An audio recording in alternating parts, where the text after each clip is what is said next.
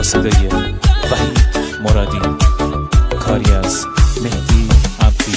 پلنگ وحشی بی من دستیا کردی، یار جنگی من، شلوار پلنگی من، خالش و روزارم بر مسیا کردی، یار جنگی من، شلوار پلنگی من، حسی که به تدایمتی برگی برندوه، یار جنگی من، شلوار پلنگی من، این جنگی کاتی عاشق تا که زندوه، یار جنگی من، شلوار پلنگی من. همه منطقه جنگ فقط تیر و تفنگه، رگبار فشنگه، هر خنت ساریکا داره مثل پلنگه، آماده جنگه، آماده جنگه.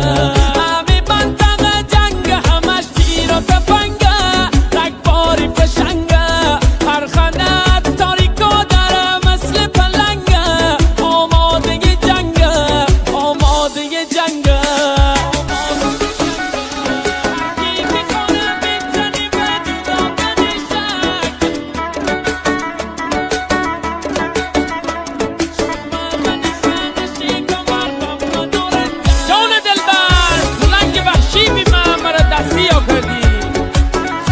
و روزارم ببر مسیح کردی، یادش بخیر.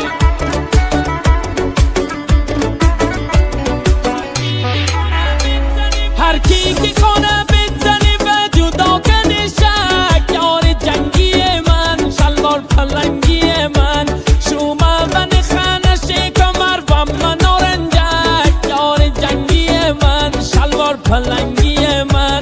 همه دوننه که هستیم اول و پلنگی من، تستش دست رکزم من نکندی باور، یار جنگی من، شلوار پلنگی من.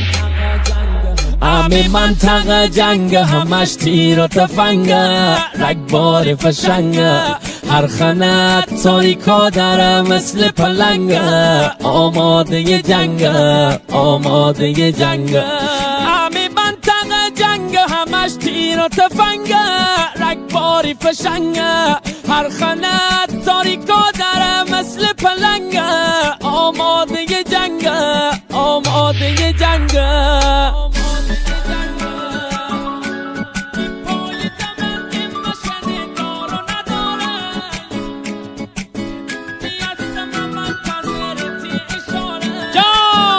شیار جنگی دا، شلوار پلنگی دا، پای دمند مشن دار و نداره، یار جنگی من، شلوار پلنگی من، شدونی هستم منتظرتی اشاره، یار جنگی من، شلوار پلنگی من. اتارک داره به اسم غیرت خالی خوره، یار جنگی من، شلوار پلنگی من، همتی پیش بوری من قسمت تناب داره، یار جنگی من، شلوار پلنگی من. همه منطقه جنگ فقط تیر و تفنگه، رگبار فشنگه، هر خنت ساریکا داره مثل پلنگه، آماده جنگه، آماده جنگه.